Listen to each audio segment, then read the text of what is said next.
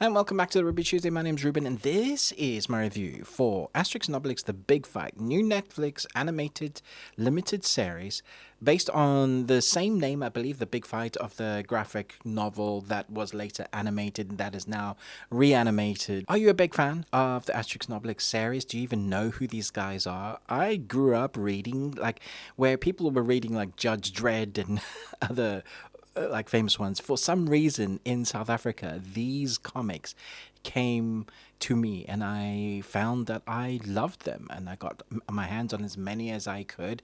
And then there were cartoons later on, thoroughly enjoying those.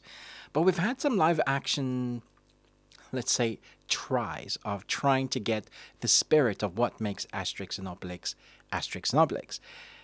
But not many of them have managed to capture the spirit. So does this one? Let's talk about it. The druid Getafix has forgotten the recipe for the magic potion. Now Asterix, Obelix, and the Gauls must find another way to face the Roman conquerors. One of the things that's always worked with the Asterix and Obelix story is that we know that Obelix fell into the cauldron when he was a baby. We haven't seen that yet, but, well, when he was really young.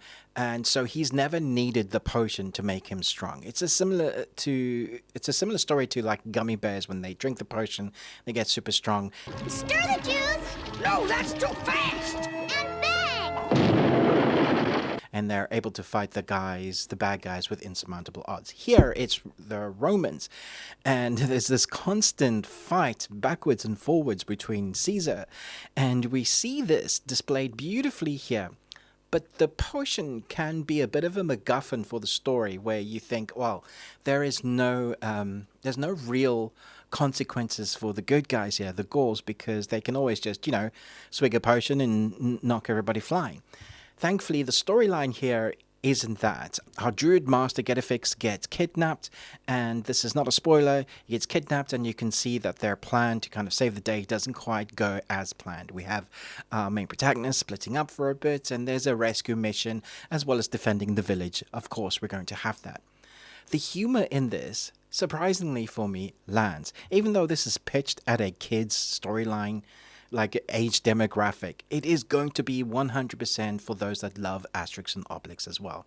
They get everything right here, which I'm very happy to say. From the dogmatics to the kind of birth of where that dog came from, to how Obelix fell into the cauldron, to Asterix and their friendship, overcoming odds, different uses of different types of potions displayed brilliantly. The animation, it took me a little bit of a while to get used to it, but because they managed to get the character creations so accurate to how they look in the comic books themselves, I felt right at home immediately. Like a few minutes, I was like, okay, I understand what they've done here. It's not the original kind of cartoon style, it's that CG 3D creation style, and it does lend itself to a larger-than-life storytelling event, which works really well for the story that, we've got Obelix and his stone glyphs or menhirs that he's always gifting. He's struggling to communicate, and he's got to overcome that. We have relationships that are formed. We have a bullying to overcome and, befriend perhaps. There's so many story elements that it could have felt like it was rushed. But because it's a limited series and each episode is like 30 minutes to 45 minutes, that last one, it's spending time in character development, but it's also spending time in deep character lore, especially from this particular story that we've come to know how our characters act. The bard that, always gets punched in the face or gets tied up by the end of a particular episode because they're tired of him, representing the completion of a mission or surviving another battle with the Romans and then celebrating with a feast. All the little elements, if you're a fan of the graphic novels, you'll realize that they've spent a lot of time and detail implementing into this animated series. I'm looking for your chief. What, Chief? For the big fight. All right, the big fight, of course. It's also a contained story and gives enough time to the characters doing their own thing, but always comes back to the heart of the matter, which is Asterix and Obelix and what they're doing.